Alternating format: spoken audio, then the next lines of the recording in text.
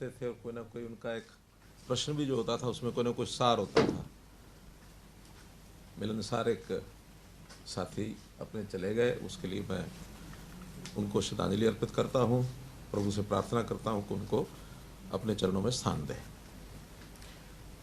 जैसा बताया कि इस वर्ष 2023 की अपनी ये पहली वार्ता है और इसमें जैसा हमको पता है कि पिछले 5 साल से हम लोग सुशासन दिवस के अवसर पर हर वर्ष का एक नाम रखते थे।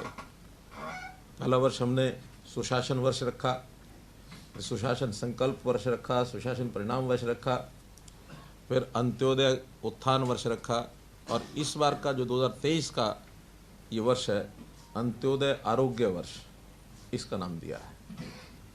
और हेतु यही है कि समाज का एक बहुत बड़ा वर्ग, संख्या में मैं कह सकता हूं कि लगभग 40% ऐसा वर्ग है जो अपने जीवन यापन को बड़ी कठिनाई से करता है, जिनको हम निम्न आय वर्ग कह सकते हैं, जिसको बीपीएल नाम से भी हम पुकारते हैं। हमने इस बीपीएल की जो परिभाषा है उसको थोड़ा बदला है। पहले ये बीपीएल, वैसे तो कई पैरामीटर्स हैं लेकिन एक पैरामीटर उसमें इनकम का होता है, वार्षिक आय, वो 1,20,000 रुपया होती थी। पिछले 2 वर्ष से इसको बढ़ाकर हमने 1,80,000 रुपया किया है। तो 1,20 तक तो ये संख्या 15 लाख के आसपास ही रहती थी। कभी थोड़ा आंकड़ा आगे पीछे हो जाता था, लेकिन उस समय तक हमारे पास कोई बहुत बड़ा प्रमाणित ऐसा आय का डाटा ये होता नहीं था। हमने जब से परिवार पहचान पत्र लागू किया तो उसमें उस परिवार की प्रमुख बातें जो एकत्र की, जिसका सत्यापन किया, वेरिफिकेशन हुआ, उसमें जैसे डेट ऑफ बर्थ है, जैसे उस व्यक्ति का व्यवसाय है, आयु के हिसाब से उसकी जो भी यानी उसका जो व्यस्तता रहती है, उसमें विद्यार्थी है तो विद्यार्थी अथवा व्यवसाय करता है व्यवसाय, 60 वर्ष की आयु के बाद उसको सोशल जस्टिस के लाभ उसको मिले, इस प्रकार से ये सब बातें उसमें रहती थी। सत्यापन करने के बाद आय के हिसाब से अब जो ध्यान में आया है कि ये आंकड़ा हमारा बीपीएल का ये 29 लाख हो गया है। तो हमने 29 लाख लोगों की चिंता, जो आबादी का लगभग 40% बनता है, इसकी चिंता सबसे पहले की जाए। उसी का अधिकार मैं मान के चलता हूँ कि सरकारी जितने भी रिसोर्सेज हैं, संसाधन हैं, उसके ऊपर पहला अधिकार उनका है। उनको मुख्य धारा में लाना, उनकी आय को बढ़ाना, जिसके कारण से प्रदेश की आर्थिक स्थिति अच्छी होगी, देश की आर्थिक स्थिति में भी बढ़ोतरी होगी। तो गरीब आदमी को लाभ पहुंचाने का हमारा एक संकल्प, और उसमें भी जैसा 5 चीज़ें हमेशा मैं चर्चा करता हूँ, 5S, शिक्षा, स्वास्थ्य, सुरक्षा, स्वावलंबन और स्वाभिमान। तो इन 5 चीज़ों में उनको कैसे बूस्ट मिले। शिक्षा के नाते हम लोगों ने बहुत से विद्यालय पहले जो बढ़ाए थे, बढ़ाने के बाद शिक्षा का स्तर अच्छा करने के लिए बहुत से काम किए। अध्यापकों को भी ठीक भर्ती उसकी वहाँ हो करके शिक्षा अच्छी मिले। अध्यापकों की जो कमी है उसको हम पूरा कर रहे हैं, चाहे वो भर्ती के नाते, चाहे HKRN के नाते। नए प्रकार के स्कूल, संस्कृति मॉडल स्कूल, ये भी हम नए शुरू किए हैं। अगर कुछ गरीब बच्चे प्राइवेट स्कूलों में पढ़ना चाहते हैं तो उनकी चिराग योजना के अंतर्गत उनकी फीस देने की बात भी हमने शुरू की है। अभी पिछले 1 वर्ष से सब स्कूलों में डुअल डेस्क की व्यवस्था और वहाँ इंफ्रास्ट्रक्चर के नाते जो कमियां हैं वो सब पूरी कर रहे हैं। अब स्वास्थ्य के बारे में जो विचार करते हैं तो प्रधानमंत्री जी ने भी एक योजना जो आयुष्मान भारत तय की थी, जिसके अंतर्गत हर परिवार का 5 लाख रुपए तक का स्वास्थ्य बीमा ये किया गया। बहुत से लोग उसका लोग लाभ उठा रहे थे, लेकिन उस संख्या को बढ़ाया गया है चिरायु योजना के नाम से, और ये संख्या 29 लाख परिवार अर्थात 1.25 करोड़ आबादी, उसको ये लाभ पूरा मिलेगा।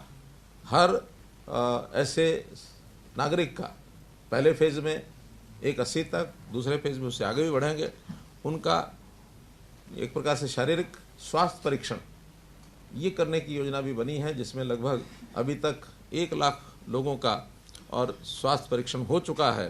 क्योंकि ये बड़ा काम है, इसके सेंटर्स हमको बढ़ाने पड़ेंगे, साल भर तक ये लगातार चलेगा। तो ये 180 तक की आबादी, इसको सबको हम स्वास्थ्य परीक्षण इसका करा सकेंगे, ताकि ज़रूरत पड़ने पर वो अपना स्वास्थ्य का एक प्रकार से जांच करा के उसमें कोई आवश्यकता है तो उसका इलाज भी व्यक्ति करा सके। इसी प्रकार लोगों के रोजगार के लिए हर ऐसा परिवार जिसके घर में आय कम है उसके एक व्यक्ति को रोजगार कैसे दिया जाए, मुख्यमंत्री अंत्योदय उत्थान योजना ये हमने चलाई थी। लगभग 30,000 लोगों को उसके अंतर्गत लोन्स दिए गए हैं। कुछ लोगों की स्किलिंग के माध्यम से उनकी ट्रेनिंग हो रही है ताकि अपना काम वो कर सकें। HKRN जो नया पोर्टल बनाया है उसमें भी अभी तक 4,000 लोगों को और जो गरीब परिवार हैं उनको टेम्परेरी एक नौकरी दी गई है। तो ऐसे उनके व्यवसाय के लिए व्यवसाय का काम कर रहे हैं। अब जो इस वर्ष के प्रारंभ में हमने कहा कि इनको सबको जिनके राशन कार्ड नहीं हैं ऐसे परिवारों को राशन कार्ड ऑटोमेटिकली बन जाएगा। तो ऑटोमेटिकली राशन कार्ड बनाने में जब उसका एनालिसिस किया गया तो बहुत ऐसे परिवार हैं जिनको राशन कार्ड पहले से वर्षों से नहीं मिले हैं और बहुत ऐसे भी हैं जो उस पैरामीटर से बाहर हैं, जो राशन कार्ड का लाभ उठा रहे हैं पीले राशन कार्ड का, वो वास्तव में अपात्र हैं, जो डिजर्व नहीं करते हैं। ऐसे लोगों के राशन कार्ड काटे भी हैं। क्योंकि ये बड़ी एक्सरसाइज थी, तो इस बड़ी एक्सरसाइज में स्वाभाविक है टेक्निकली या फिर स्वयं लोगों ने जिसका निरीक्षण किया है उसमें से जो एक जिसको कहना चाहिए सर्वे किया है, तो उस सर्वे में बहुत सी गलतियां रहना स्वाभाविक है। तो जो गलतियां उसमें ध्यान में आई हैं तो उन गलतियों को ठीक करने के लिए हम जनवरी माह में ऐसे सब लोगों की शिकायतें लेकर के उनकी गलतियां ठीक कर देंगे। ऐसा आज मैंने ADCs की मीटिंग लेकर के और निर्देश दिए हैं और उन्होंने भी तय किया कि 31 जनवरी तक ये सारी चीज़ें हम ठीक कर देंगे। उसके लिए 2 टेलीफोन नंबर भी जारी किए गए हैं और उन टेलीफोन नंबर के ऊपर लोग अपनी शिकायत करा सकते हैं। टेलीफोन नंबर है 1800 180 2087। तो ये जो 11 अंकों का नंबर रहता है और इसी प्रकार से जो 4 अंकों का एक छोटा नंबर होता है 1967।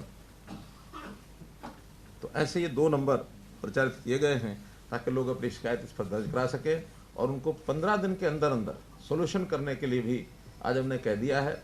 किसी कारण से 15 दिन में प्रोसेस पूरी नहीं होती है उस शिकायत को ठीक करने के लिए, तो 15 दिन बाद इस महीने का राशन कार्ड ऑटोमेटिकली उनको मिलेगा।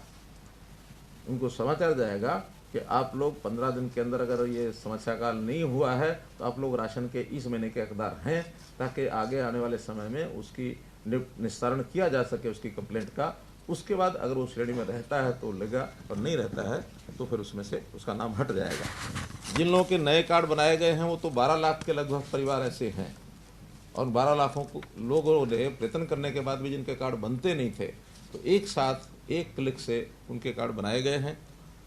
इतनी बड़ी संख्या में कभी नए कार्ड आज तक नहीं बने, पहली बार ये 12 लाख एक साथ बने हैं। तो इससे लोगों को बहुत एक प्रकार का सुविधा हुई है, बहुत लोग इससे प्रसन्न हैं। जिनके BPL कार्ड कटे हैं उसमें से कई प्रकार हैं और एक्सक्लूजन के नाते उनको काटा है। 1,32,000 परिवार तो ऐसे निकले हैं जो ITR भरते हैं, इनकम टैक्स रिटर्न भरते हैं। अब इनकम टैक्स रिटर्न भरने वाला स्वाभाविक है कि वो इस रेंज से बाहर है तभी वो इनकम टैक्स भरता है। हो सकता है वो 2011 में उसकी स्थिति ऐसी नहीं रही होगी, लेकिन 11 साल बीत जाने के बाद कभी किसी ने कटवाया नहीं अपने आप, अब वो डाटा को लिया है तो वो 1,32,000 परिवार, और वो तो ठीक कराने के लिए भी वापस लौटे नहीं हैं। उनको पता लग गया है कि हम इनकम टैक्स पे ही हैं तो नहीं जाएंगे। इसी प्रकार से सरकारी और अनुबंधित कर्मचारी ऐसे भी उसमें 51,489 51,500 लगभग ये लोग निकले हैं जो सरकारी नौकरी प्राप्त कर चुके हैं। सरकारी पेंशनर्स 2,100 नाम ऐसे हैं जो सरकारी पेंशनर्स निकले हैं। हो सकता है उस समय उन्होंने गलती से बनवा लिया हो, जो आज रिटायर होने के बाद सरकारी पेंशन ले रहे हैं, तो भी पेंशनर्स का तो डाटा हमारे पास आया है। ऐसे परिवारों के भी राशन कार्ड कटे हैं। जिनकी वार्षिक आय सर्वे के बाद 1,80,000 से, अर्थात जो इन श्रेणियों में नहीं है, इसके अलावा जो हैं वो भी 3,44,000 हैं। उसमें जिन लोगों का सर्वे मानो किसी कारण से गलत है तो वो जो शिकायत करेंगे तो उनका दोबारा से सर्वे होगा और फिर उसमें अगर कोई गलती किसी कारण से हुई है तो उसको ठीक किया जाएगा। दो श्रेणियां ऐसी हैं, औद्योगिक श्रमिक और जो किसानों का फसल प्रोक्योरमेंट का कीमत 4 लाख या इससे ऊपर है, ऐसी दो श्रेणियों को भी चिन्हित किया है। क्योंकि औद्योगिक श्रेणी के जो भी लोग हैं, ये ठीक है कि उसमें मिनिमम वेजेस ये भी सब तय होते हैं, लेकिन कई जगह मिनिमम वेजेस भी 15,000 नहीं होते, उससे कम होते हैं। और जो लोग 4 लाख रुपए का अपना जिन्स बेचते हैं, उसमें कुछ फसलें तो ऐसी हैं जिनका 1,80,000 इनकम मानी जा सकती है, कुछ ऐसी भी हैं शायद उसमें 1,80,000 नहीं होती होगी। तो ऐसे दोनों लेवल के जो लोग हैं, इनका दोबारा से एक सर्वे कराने की बात हमने कही है। ये दोनों औद्योगिक श्रमिक लगभग 2 लाख हैं, और किसानों की जिनकी आय 4 लाख से ज़्यादा आय नहीं है, जिनकी बिक्री 4 लाख से ज़्यादा हुई है, ये ज़्यादा नहीं है, ये भी 7,000 है। तो ऐसे ये 2,05,000 कुल परिवार ऐसे हैं जिनका दोबारा से सर्वे होकर के और उनकी आय का और एक फिक्स किया जाएगा कितनी उनकी आय है। बिजली बिल की खपत, जिन परिवारों का, यानी ऐसा एक स्टडी है जो पावर डिपार्टमेंट की क्या बल्कि कुछ और रिसर्च जो करते हैं ऐसे लोगों की एक हमने ली है राय, तो 5% किसी भी व्यक्ति की इनकम वो बिजली के घरेलू बिल में उसका खर्च होता है। इसका अर्थ यह है कि 1,80,000 में 5% 9,000, साल में 9,000 रुपये से ज़्यादा जिसका बिल आता है, ऐसे लोगों को भी 1,80 मान करके और उसमें से एक्सक्लूड किया है। अर्थात जिसका लगभग साल का कोई लगभग 250-300 यूनिट ऐसा बनेगा, 750 रुपया महीने का बनता है, तो 750 का मतलब है 250-300 यूनिट वो कोई हिसाब लगा करके इस लिमिट से ज़्यादा जिनका बिल आता है वो भी 15,000 रुपये से ज़्यादा सैलरी में उसको यानी इनकम में डाल करके मान करके उनको भी बाहर किया है। ऐसे परिवार हैं 2,27,000। फिर तीसरी इसमें श्रेणी जो है ITR, औद्योगिक श्रमिक, बिजली बिल, सरकारी, किसान, पेंशन, सभी ये जो लोग हैं ऐसे 9,60,000 हैं। इन 9,60,000 की शिकायतें 15 दिन के अंदर अगर हल नहीं होती हैं तो उनको जनवरी के महीने का भी राशन मिलेगा। आगे फिर उसको बहुत जल्दी ये पूरा करने का काम हमने किया है। ये एक मुख्य रूप से जो आज आपको मुझे बताना था। हम लोगों ने हर सावधानी बरती है कि किसी के साथ ऐसे ही गलत ढंग से यानी किसी का राशन कार्ड ना कटे। यानी गलत नहीं है हम, गलती होना स्वाभाविक है, गलती तो वो कहते हैं टू एयर इज ह्यूमन, गलती तो हो जाती है, लेकिन गलत मंशा नहीं है। मंशा यही है गरीब है उसको मिले, जो ठीक थोड़ा अपने लेवल पर पहुंच गया है उसको वो नहीं भी मिलता तो उसका हिसाब किया जा सकता है। क्योंकि हमने हिसाब लगाया कि जो BPL परिवार में आते हैं उनको मुख्य रूप से अगर ज़्यादा महीने में राशन का अगर 20 किलो में एवरेज लगाते हैं तो 500 रुपये महीने का ये लाभ है, यानी लगभग 6,000 रुपया साल का ये लाभ होता है। इसके अलावा कुछ स्कॉलरशिप्स आदि भी हकदार वो होता है। पेंशन तो ओल्ड एज पेंशन है, पति पत्नी की आय अगर 2 लाख से ऊपर है तो नहीं मिलेगी, उससे नीचे अगर होगी तो मिलेगी, लेकिन उसका पारिवारिक इनकम के साथ संबंध नहीं है। वो पति पत्नी की दोनों की आय वो 2 लाख से नीचे रहनी चाहिए तो फिर उनको मिलती है। कभी कभी मकान बनाने के लिए भी किसी का मकान टूटता है तो उसको मरम्मत के लिए वो योजना भी एक इसमें मिलती है। लेकिन कैजुअल ऐसी कई तरह की सहायता है जो आवश्यकता पड़ने पर वो दी जाती है। जैसे चिरायु है, मानो ये योजना हमारी आयुष्मान है, ये भी 1,80 से नीचे है, लेकिन ये जरूरी नहीं कि हर किसी को लाभ होगा, इसका तो जब आवश्यकता पड़ेगी तब होगा। हाँ, सरकार जो है इसका एवरेज लगभग 1,550 रुपया पर परिवार, इतना खर्च जो है वो इसमें आता है। अर्थात 29 लाख का अगर मैं हिसाब लगाऊं तो 100 रुपया लगता है तो 29 करोड़ हो गया, और 1,500 रुपया है तो 15-45, 450, यानी 500 करोड़ के आसपास इसमें सरकार का खर्च ये आता है। तो हर परिवार के नाते से उसका हम 1,550 रुपये के आसपास अभी भरते हैं। ये हर साल उसकी प्रीमियम जो है वो कैलकुलेट किया जाता है। अगले वर्ष में थोड़ा ज़्यादा हो सकता है, लेकिन अभी लगभग हर परिवार के नाम से 1550 रुपया वो जा रहा है। तो मोटे रूप से सारे भी लाभ हम मिला लें तो ऐसा कोई लगभग 6000-7000 रुपया साल का, 8000 रुपया साल का, इतना ही लाभ परिवार को मिलता है। तो मैं हमेशा अपील करता हूँ कि जो स्वयं पैसा अपना कमाने लग गया है और वो 180 से ऊपर पहुँच गया है, तो उसको ये 8000 रुपया छोड़ करके ऐसे आदमी को लाभ दिलाना चाहिए जो गरीब है, जिसकी आवश्यकता ज़्यादा है। हम तो प्रार्थना करते हैं, हर किसी की इच्छा भी होती है मैं गरीब से अमीर कैसे बनूं, तो हर आदमी आगे बढ़े और इन योजनाओं का लाभ छोड़े, इसमें हर एक को संतोष करना चाहिए। ये एक अपील भी मैं इसके साथ साथ करता हूं और इस अपील का असर भी लोगों पर होता है। कुछ ऐसे भी आह्वान मैंने किया था, अगर किसी का गलत बीपीएल बन गया है 81 से नीचे, तो वो अपने आप आकर के सरेंडर भी करे। अभी ज़्यादा तो नहीं, 8-10 केस ऐसे आए हैं कि जिन्होंने सरेंडर किया है कि हमारी इनकम तो इससे ज़्यादा है, आपके असेसमेंट में 81 आ रही है, हमारी इनकम ज़्यादा है। लेकिन गलतियां भी हैं। उन गलतियों में छोटे बच्चों के सामने भी उनका व्यवसाय लिख दिया गया, ये सरकारी कर्मचारी है, या छोटे बच्चे की इनकम लाख रुपया साल की है, 2 लाख की साल की है। तो ऐसी गलतियां होती हैं और वो गलतियों को ठीक करने के लिए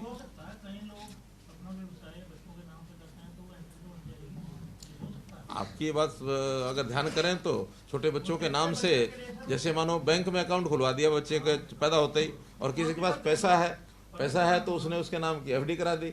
अब एफडी कराएगा तो 6-7% तो ब्याज बैंक का मिलता ही है। 1 करोड़ की एफडी में 7 लाख रुपए साल का मिल जाएगा। कंपनियां बना लेते हैं। चलिए, लेकिन हमारा तो कहना है कि जो वास्तव में गरीब है उसका हक नहीं मारा जाना चाहिए, और जो अमीर है वो अगर बाहर निकलता है तो कोई बात नहीं है, वो उसके ऊपर प्रभु की कृपा है, वो और आगे बढ़े, यही हमारे लिए हमारी उसके लिए एक जिसको कह सकता हूँ कि कामना है, प्रार्थना है। हमेशा कोई बीपीएल है तो बीपीएल बना रहे, ये तो कोई इच्छा नहीं है किसी की भी। बीपीएल कैसे एपीएल बने, हमारी बीपीएल की संख्या घटती जाए तब हमारे प्रदेश की प्रगति है। अगर बीपीएल की संख्या बढ़ जाए तो प्रदेश पीछे जा रहा है। हाँ, उसके कारण से हो सकता है जैसे 20 से 80 हमने किया है, अगर ज़्यादा घटते तो हो सकता है लिमिट हमको बढ़ानी पड़ेगी, क्योंकि मैं समझता हूँ कि 30 और 40% एक ऐसी संख्या होती है जिसकी मदद होनी ही चाहिए ताकि ऊपर वालों के साथ मिल जाए।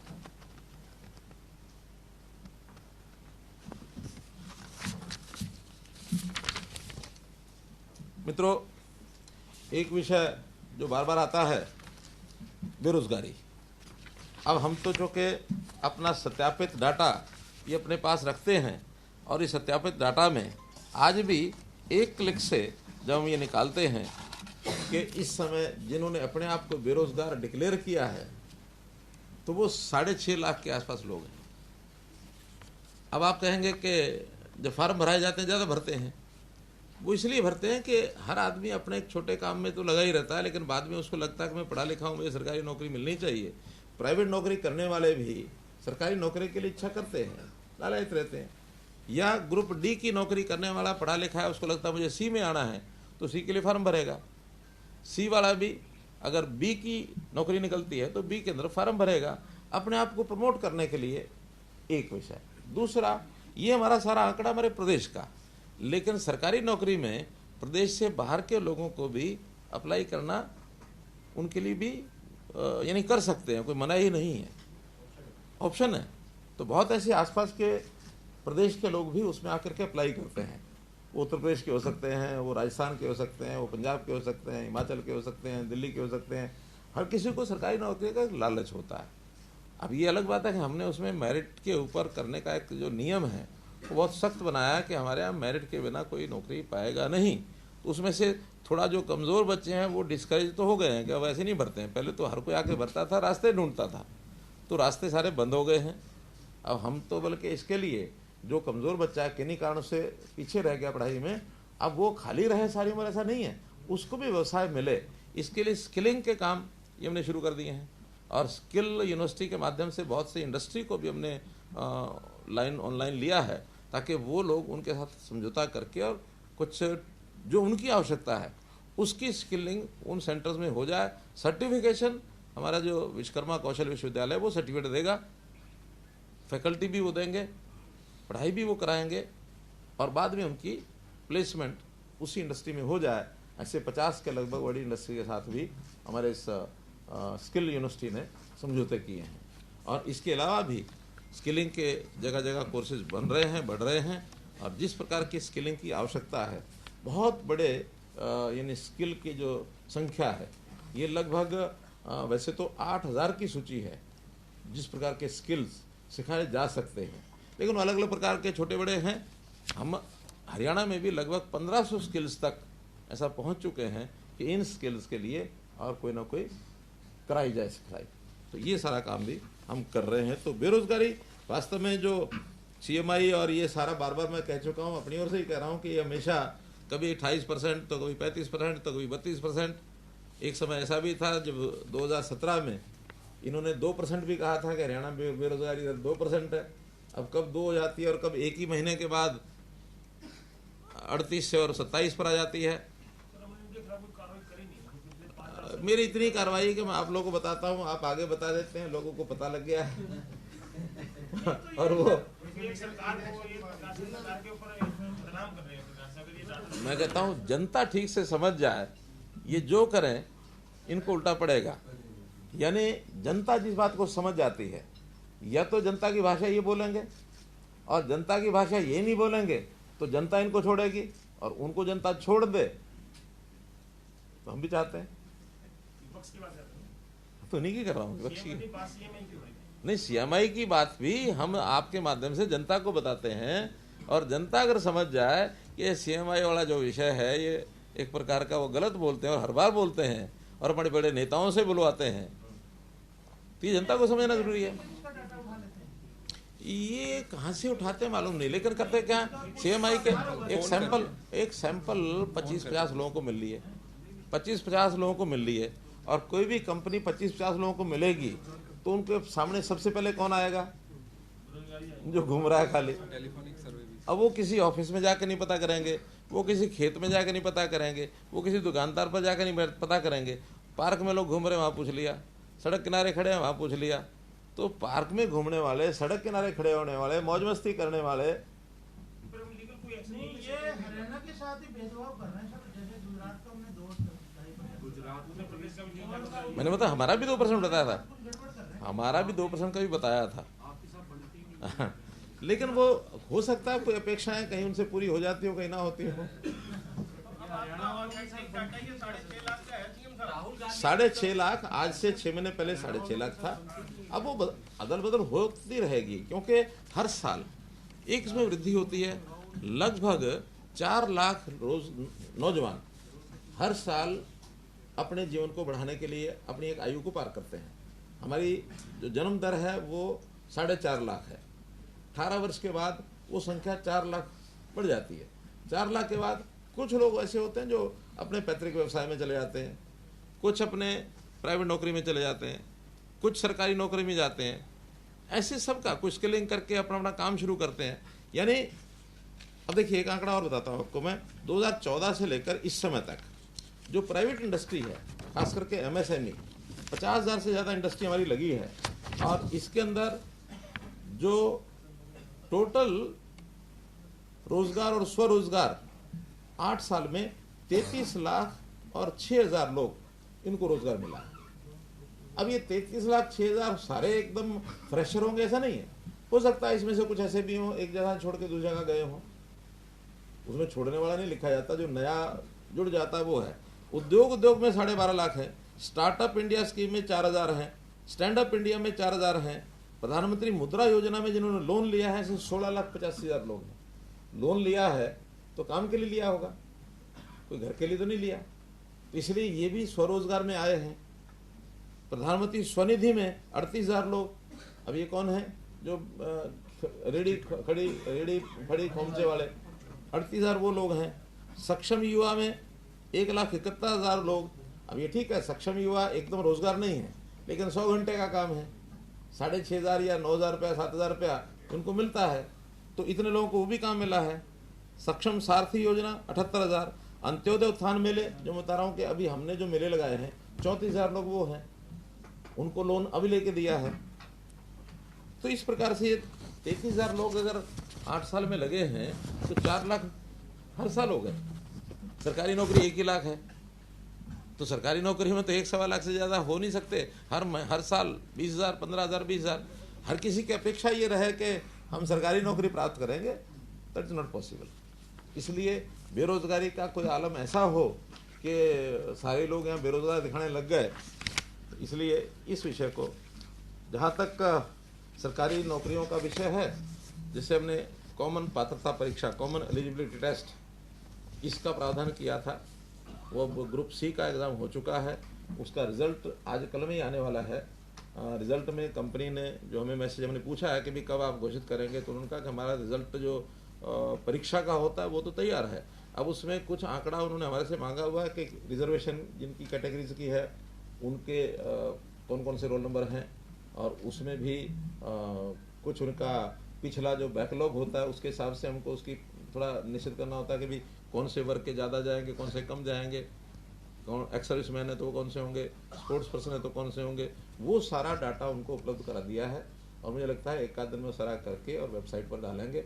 हर कोई अपना नंबर देख करके कि कौन एलिजिबल हो गया है, यानी 50% और 40% की 2 कंडीशन है, वो एक उसमें डालेंगे। हाँ, सोशियो इकोनॉमिक वो भी हमको उनको देना है कि जो 5% मार्क्स सोशियो इकोनॉमिक जो जिसका जो पात्र है वो उनको देंगे, ताकि उसमें जुड़ करके फिर मेरिट बनेगी, और उस मेरिट में इसके तुरंत बाद एडवर्टाइजमेंट ग्रुप सी की निकलेगी।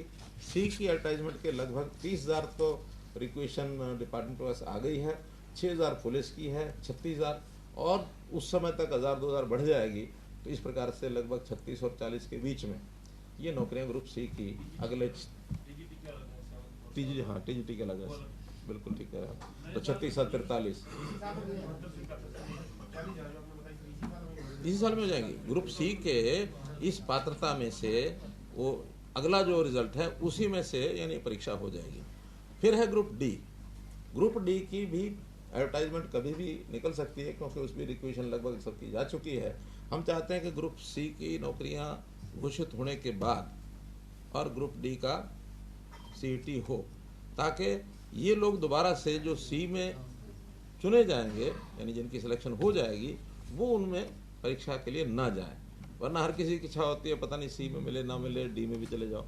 तो कम से कम ये जो 30 से 40 या 40-45 हज़ार जो नौकरियां लग जाएंगी, इनको फिर सी में परीक्षा देने की दोबारा ज़रूरत नहीं है। बाकी लोग दोबारा देंगे। 3 साल के लिए ये जो कॉमन पात्रता परीक्षा है, ये उसी एक बार परीक्षा में उनको लगातार वो रह सकते हैं। वो हर साल का होना, लेकिन इनका 1 साल होने के बाद इनकी मेरिट 3 साल तक लागू रहेगी। इम्प्रूव करने के लिए कर सकते हैं। होगा ना, ग्रुप सी का इस साल फिर होगा, यानी पहले डी, इस साल वाला डी होगा, फिर सी होगा, अगले साल फिर डी होगा, फिर सी होगा। मैंने बताया कि अभी जैसे ग्रुप सी की 42-43, डी की ज़्यादा नहीं होंगी, 15-17-20 के आसपास होंगी। कारण क्या कि ग्रुप डी की हमने 18,000 2 साल पहले की थी। तो ये तो बैकलॉग कुछ ज़्यादा हो जाता है, सी का बैकलॉग ज़्यादा है, कुछ कोविड के कारण से, कुछ वैसे कारणों से। वैसे भी ओवरऑल ग्रुप सी में संख्या ज़्यादा है एम्प्लॉइज़ की, ग्रुप डी में उतनी नहीं है। हाँ जी, वही तो मैंने बताया। अब देखिए, इसको भी बड़ा एक मैजिक सा एक आंकड़ा आएगा।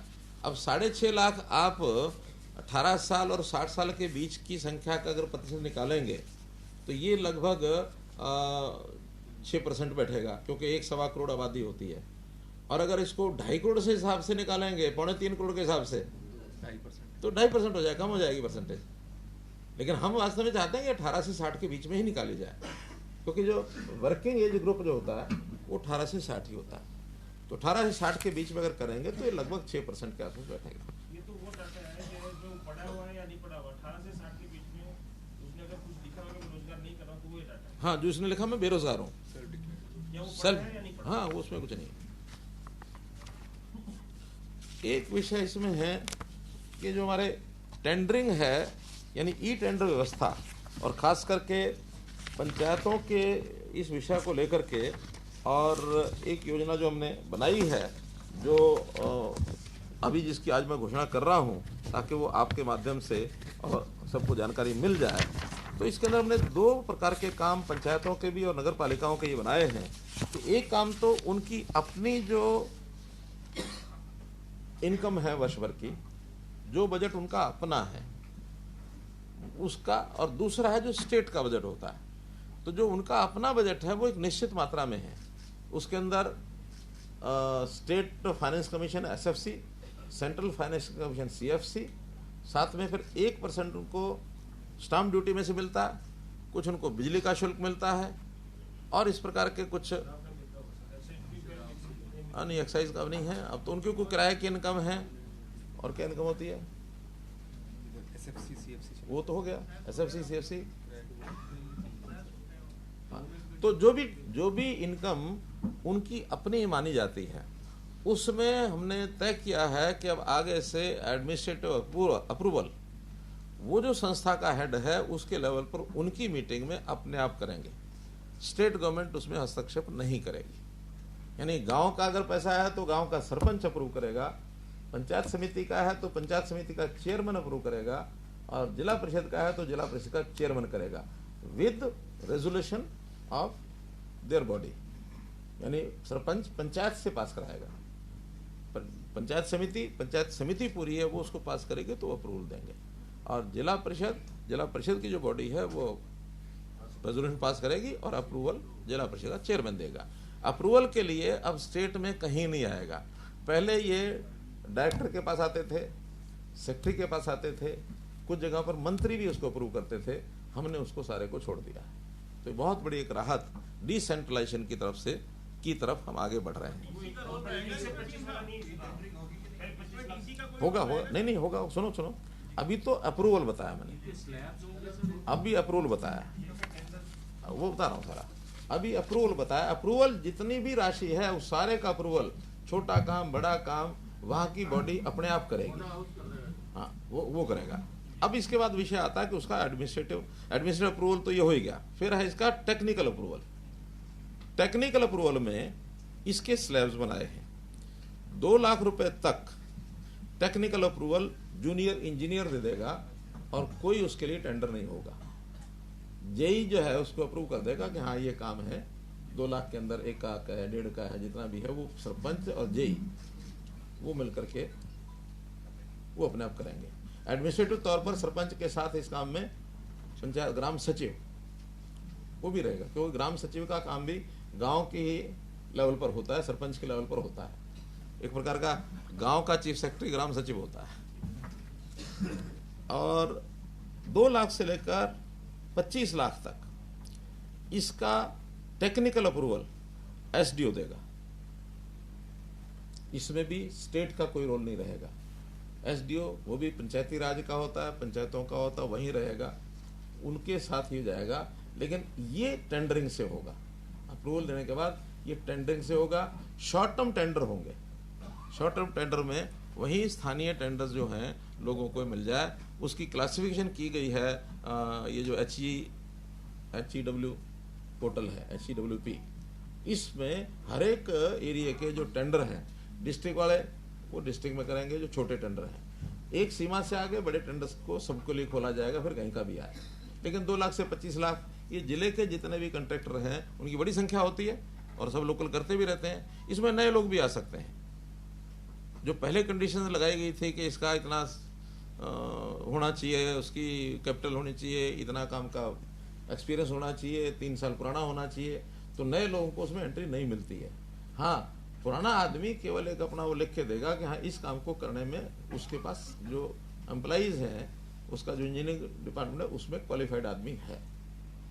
क्योंकि बिना क्वालिफाइड आदमी के तो आदमी 10 लाख का काम भी तब भी नहीं कर पाएगा। उसके लिए उसको क्वालिफाइड आदमी रखना एक जरूरी होगा, वो उसकी ही लेवल पर ये सारी चीजें होंगी।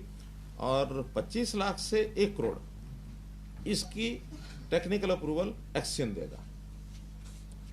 एक्शन भी उस जिले में ही रहता है, जिले से बाहर नहीं होता है। तो अप टू 1 करोड़। बहुत गांव तो ऐसे हैं जो 1 करोड़ से बड़ा काम कराते ही नहीं है, क्योंकि इससे बड़े कामों का ना कोई बजट है ना कोई वैसे काम होते हैं, वो तो बाकी डिपार्टमेंट अपना कराते हैं। गांव के काम तो गली है, नाली है, सर कोई वहाँ तालाब है या कोई छोटा मोटा ग्राम पंचायत के जो काम होते हैं वो इससे बड़े नहीं होते हैं। फिर भी कोई बड़े बड़े गांव हैं, सपोज 10,000, 15,000, 20,000 की आबादी के, तो वहाँ 1 करोड़ से 2.5 करोड़ ये SC करेगा और 2.5 करोड़ से ऊपर ये चीफ इंजीनियर करेगा एडमिनिस्ट्रेटिव अप्रूवल। लेकिन एडमिनिस्ट्रेटिव अप्रूवल तो वहीं देगा, एक technical approval chief engineer level तक भी बहुत बड़े काम है वो जाएंगे।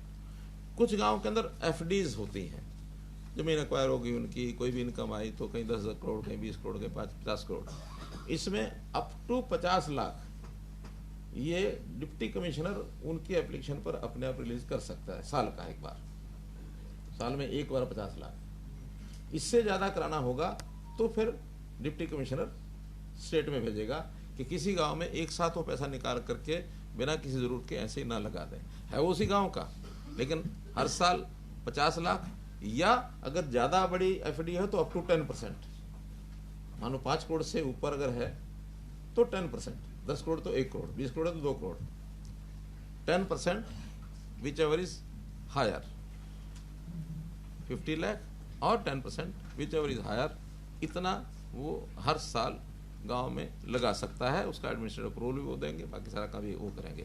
इससे 10% से ज़्यादा अगर करना होगा तो अगेन स्टेट से परमिशन वो लेंगे।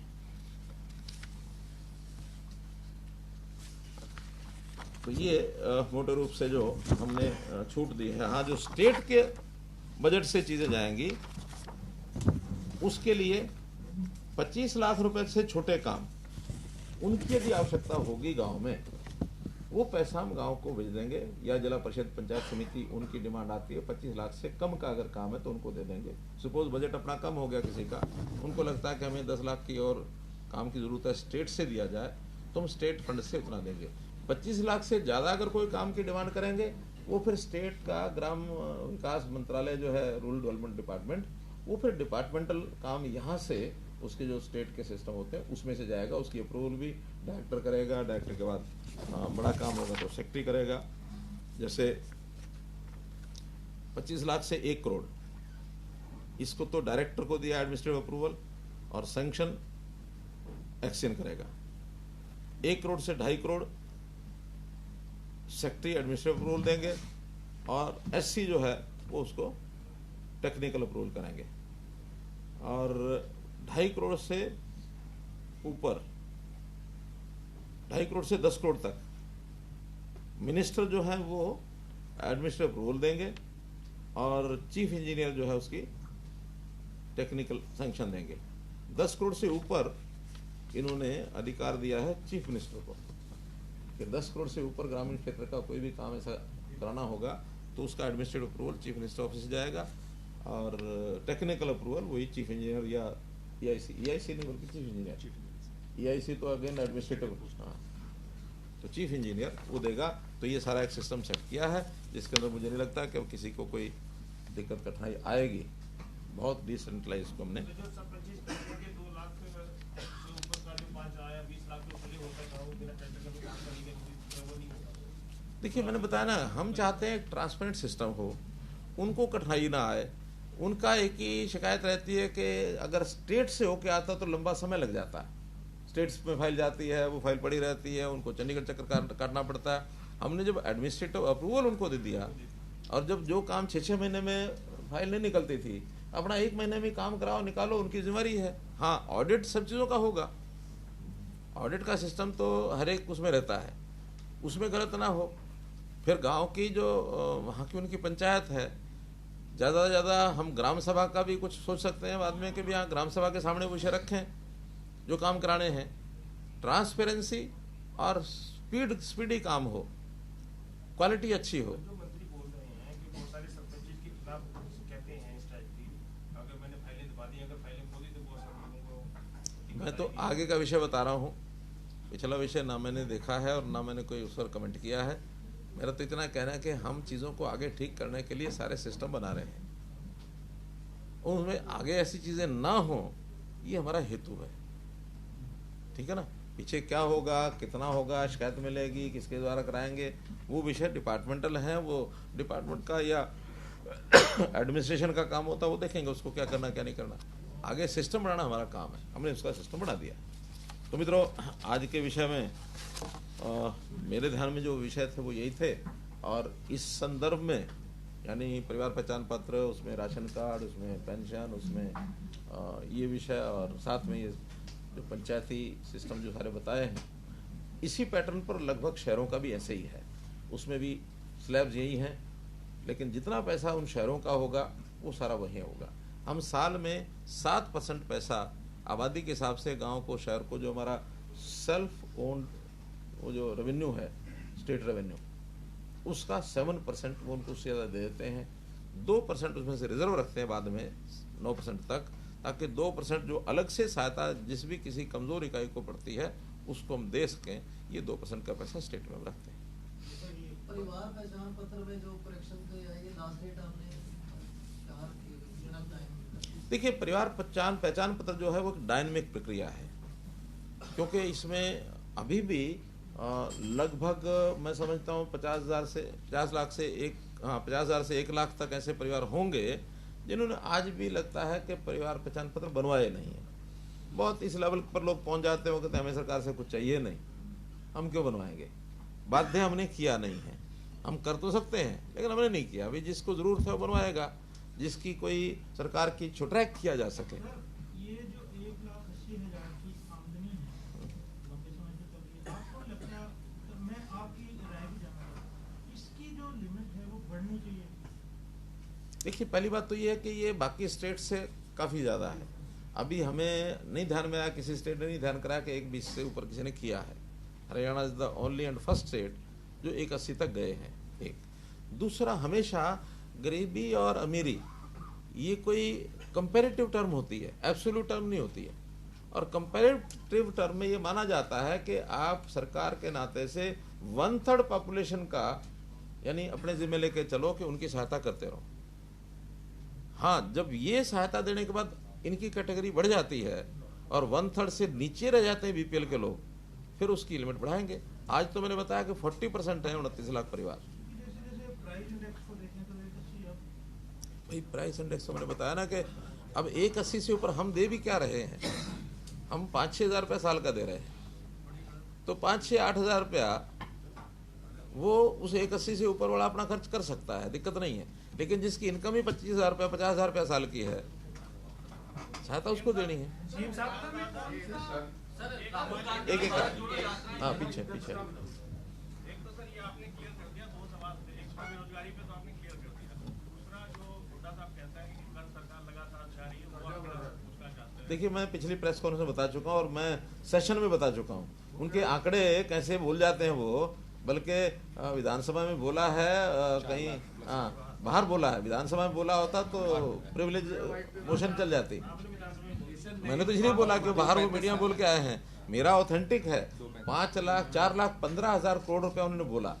और बल्कि उसमें बाद में एक और मेरे पास कोई फिगर आया है। हाँ, फिगर क्या आया है कि सरकार का पैसा कंपनियों में लगा हुआ है। किसमें? ये जो सारी जितनी कंपनियां उसमें इक्विटी है, और वो इक्विटी को भी क्या कि पावर डिपार्टमेंट है, पावर डिपार्टमेंट के पास हमारा 35 या 40 हज़ार करोड़ रुपया इक्विटी है। अब वो इक्विटी दिखाएंगे तो एक प्रकार का सरकार की इक्विटी है, देखा जाए तो इक्विटी देनदारी होती है। तो उनको पावर कंपनियों को ये दिखा करके ये 45,000 रुपया पावर कंपनियों ने लोन देना है, और उस 45,000 को भी जोड़ दिया। एक सवाल और था जी। हाँ, अब तो सारा कुछ आपने बता ही दिया। अब बात चल रही मंत्री संदीप सिंह का भी स्पष्ट कर दो। आज में क्या निकला है? राशन कार्ड वाला रह गया 2,60,000 का एक ये फिर इधर आप फिर इधर। अच्छा, क्यों? अभी तो सुन लेते हैं। सर, ये है 2 चीजें हैं जिस तरह से आरोप लगते आ रहे हैं माननीय मंत्री, और जिस तरह ऐसी सिचुएशंस के अंदर अक्सर सरकार का स्टैंड क्या रहता है कि शुरू में तो सिर्फ एक FIR थी, अभी 2 दिन पहले एक ऐसा सेक्शन ऐड कर दिया विच इज रियली 509 ऐड किया है, that is about outreach in the ministry of. तो since you are heading the state, since you are heading the cabinet, is your police? I am heading, not hiding. I am heading, not hiding. नहीं sir, that's what I, because you are so transparent in your. इसीलिए कह रहा हूँ। जी। Sir उस लड़की ने पूरी इल्जाम लगाया कि हरियाणा गवर्नमेंट जो प्रोटेक्ट कर रही है संदीप सिंह को 19 जुलाई।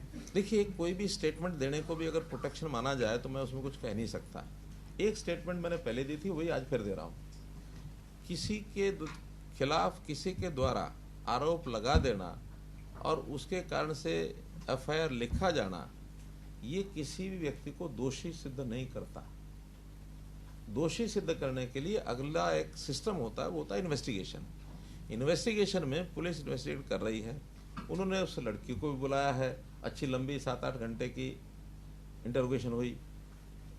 संदीप सिंह को भी बुलाया है, कल 7.5 घंटे की इंटरोगेशन उनकी भी हुई।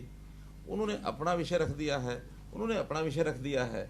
देखा जाए तो अब दोनों की इतनी लंबी इन्वेस्टिगेशन के बाद कोई नया फैक्ट उनके सामने आएगा तो दोबारा बुला के पूछेंगे, और नया फैक्ट नहीं आएगा तो उनका एनालिसिस जो होगा वो पब्लिकली बताएंगे, नहीं पब्लिकली बताएंगे तो चार्जशीट करेंगे, कोर्ट में देंगे। तो एक प्रोसेस है ये। सर मंत्री पद पर रहते हुए लगता है कि फेयर इंक्वायरी हो जाएगी सर? मंत्री पद को स्पोर्ट्स के नाते से लोगों को ये कहा उन्होंने, बल्कि उस लड़की ने भी कहा कि जब तक ये स्पोर्ट्स मिनिस्टर हैं तब तक मैं जो है और कोई बयान नहीं दूंगी। हमने कहा कि स्पोर्ट्स मिनिस्टर अगर नहीं रहेंगे तो स्पोर्ट्स मिनिस्टर के लिए उन्होंने ही कह दिया कि मैं जब तक ये दूध का दूध पानी का पानी नहीं होता तब तक मैं स्पोर्ट्स मिनिस्टर नहीं रहूंगा। लेकिन मिनिस्टर रखना कि नहीं रखना ये उसमें से कहीं नहीं निकलता है। He is still a minister. Printing and stationery department उनकी मिनिस्ट्री उनके पास है। एक मिनिस्टर होने के बाद कोई प्रभाव का कोई ऐसा विषय नहीं होता, उस डिपार्टमेंट में हो रहता है। मॉरल ग्राउंड में अगर कोई आदमी लगता है कि मेरे से गलती हो गई तब मॉरल ग्राउंड काम आता है। जो आदमी कहता है कि मेरी कोई गलती नहीं है, ये सब झूठ है, मिथ्या है, ये तो उनकी स्टेटमेंट है, मैं नहीं कह रहा। अब इस मेरी बात को कहने के बाद भी कल को ये विषय आएगा कि सीएम इज प्रोटेक्टिंग। आपसे मिले थे वो? नहीं, मुझे कभी नहीं मिला, कभी नहीं। ना मेरी कोई लड़की से बात हुई है, ना मेरी कोई मंत्री से बात हुई है। मंत्री जी को मैंने मैसेज जरूर भेजा है कि अब आपको अपने डिपार्टमेंट का जाकर काम करना चाहिए।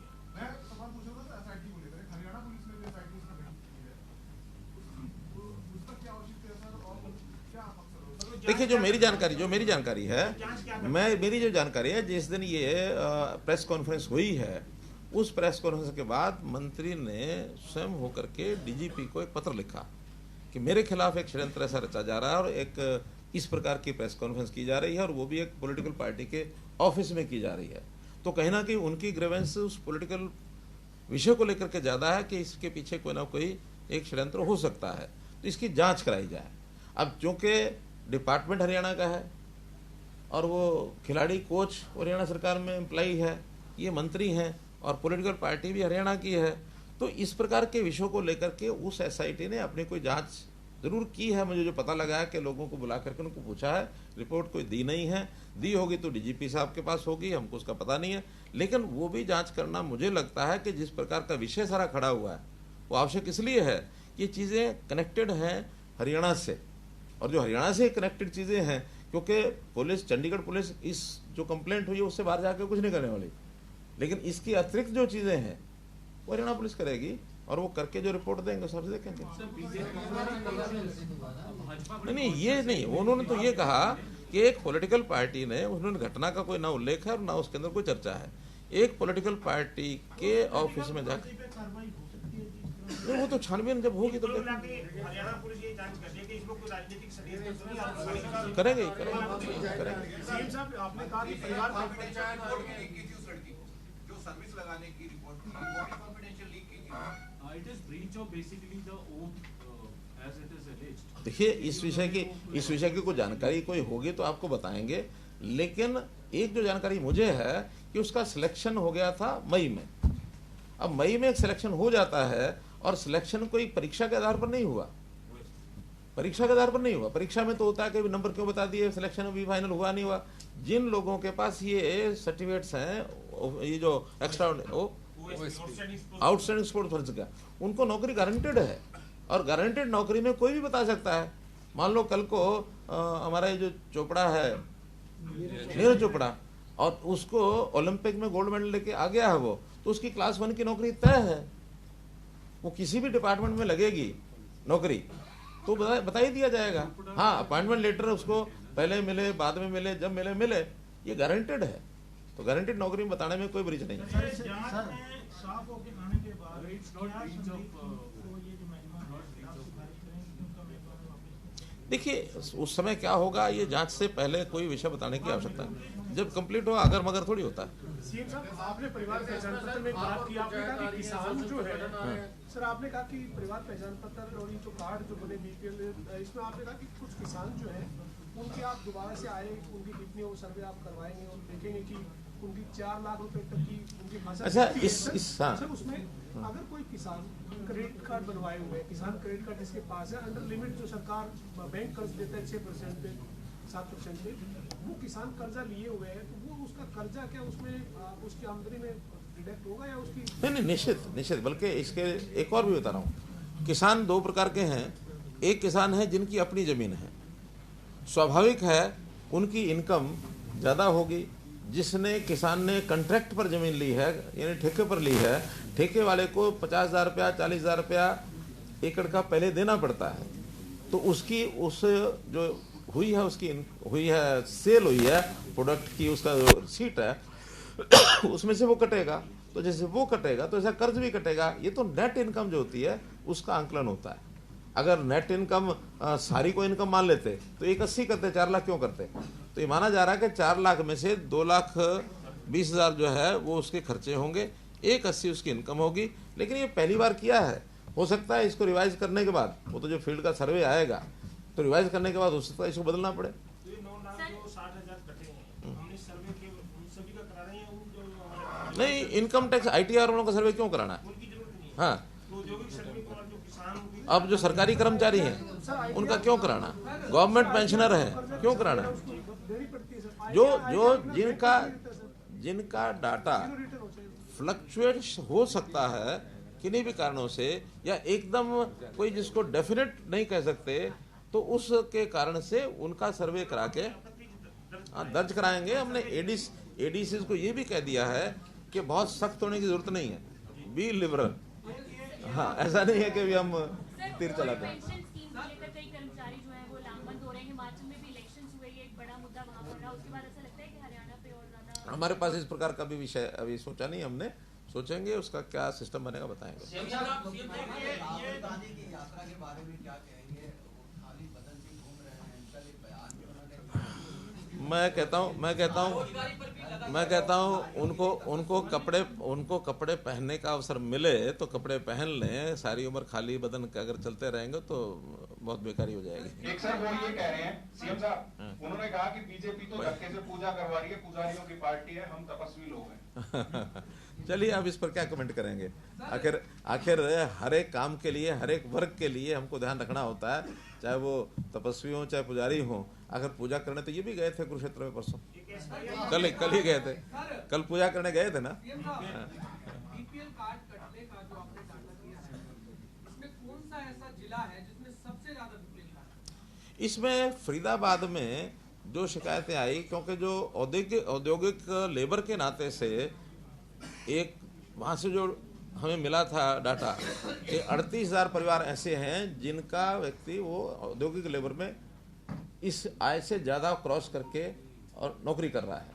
वहाँ से जो खबर मिली है कि बहुत लोग ऐसे हैं कि साल भर पहले वो नौकरी में थे, बाद में सरकारी प्राइवेट नौकरी तो जब मर्जी आए निकाल दें और जब मर्जी आए रख लें, उनके ऊपर वो बंधन तो है नहीं, तो इसलिए काफ़ी लोग उसमें से नौकरी में अब नहीं हैं। तो हमने मेरे स्वयं डिप्टी कमिश्नर से बात की कि ये सब 38,000 परिवारों का किस किस इंडस्ट्री में काम करते थे, आज काम करते हैं कि नहीं करते हैं, और इनकी सैलरी क्या है, उसका वो सारा अगले 7 दिन के अंदर उसका डाटा लेंगे। एसवाईएल पे क्योंकि मीटिंग होगी है, केंद्र सरकार ने मीटिंग करी है, दोनों मुख्यमंत्री की आपकी भी होगी है, केंद्र सरकार की होगी है। हमारा एसवाईएल का केस सुप्रीम कोर्ट में, अब क्योंकि हम तो एक दूसरे की बात शुरू से ही कर रहे हैं कि एसवाईएल नहर बनाई जाए, अब सारी बातें आपने सुनी है, क्या है हमारा जो पंजाब की बात भी सुनी, उसके बावजूद हमारा क्या है? देखिए, वो सारा विषय सुप्रीम कोर्ट के निर्देश के हिसाब से हो रहा था। सुप्रीम कोर्ट ने सुनते सुनते बीच में ये कहा कि विषय अगर आप लोग आपस में कोई सहमति कंसेंसस बना करके इसका कोई रास्ता निकाल सकते हैं, तो उन्होंने 4 महीने का समय दिया था, और उस 4 महीने के समय में बैठकें हुई हैं तो उन बैठकों में कोई सहमति बनी नहीं है, बल्कि जो सुप्रीम कोर्ट ने जो हमें एक काम दिया था, जो उसका जिसको कहना चाहिए उसका हेडिंग ये था कि ये नहर कैसे बने, इस पर कोई ना कोई सहमति बना के आओ, कंसेंसस बना के आओ। उनका कहना है कि अभी तो पानी का बंटवारा करो, नहर बनाने के मुद्दे पर, इशू पर ही नहीं आए। तो जब इशू के ऊपर ही नहीं चढ़ रहे हैं तो फिर सहमति बनने का तो विषय नहीं है। अल्टीमेटली अब सुप्रीम कोर्ट की 19 जनवरी को डेट है, उस दिन हम सब बातें बताएंगे और कहेंगे इसको एग्जीक्यूशन कराने के लिए निर्देश दो। बहुत बहुत धन्यवाद।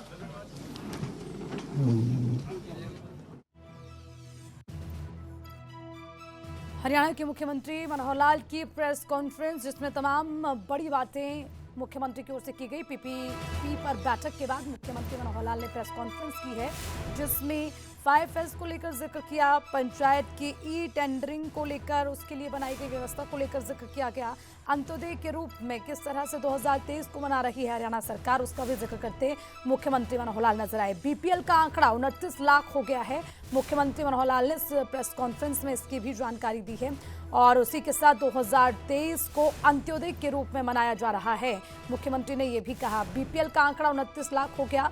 मनोहर लाल ने यह भी जानकारी दी। मुख्यमंत्री मनोहर लाल ने कहा बीपीएल कार्ड के जरिए जरूरतमंदों को सुविधाएं देना हरियाणा सरकार की प्राथमिकता है और जिस पर हरियाणा सरकार काम कर भी रही है।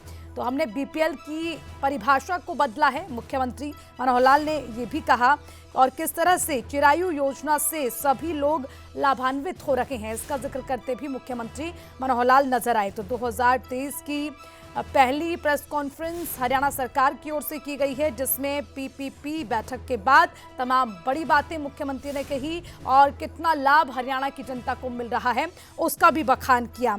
पंचायत के ई टेंडरिंग मुद्दे को लेकर भी बात करते मुख्यमंत्री नजर आए, जिसमें उन्होंने कहा कि पंचायत के लिए ई टेंडरिंग व्यवस्था बनाई गई है। गांव के छोटे बड़े सभी काम पंचायत खुद करेगी और पंचायतों का बजट अपना निश्चित मात्रा में होगा, जिसमें सरकार की ओर से कोई हस्तक्षेप नहीं किया जाएगा। ये भी जिक्र मुख्यमंत्री की ओर से किया गया। तो ये बड़ी खबर आपको बता रहे हैं।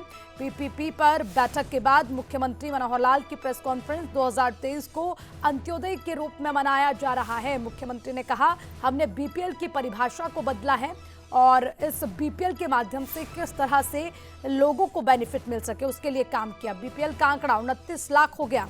मुख्यमंत्री ने यह भी जानकारी दी कि कैसे इससे जो बेनिफिट है वो लोगों तक पहुंच रहा है।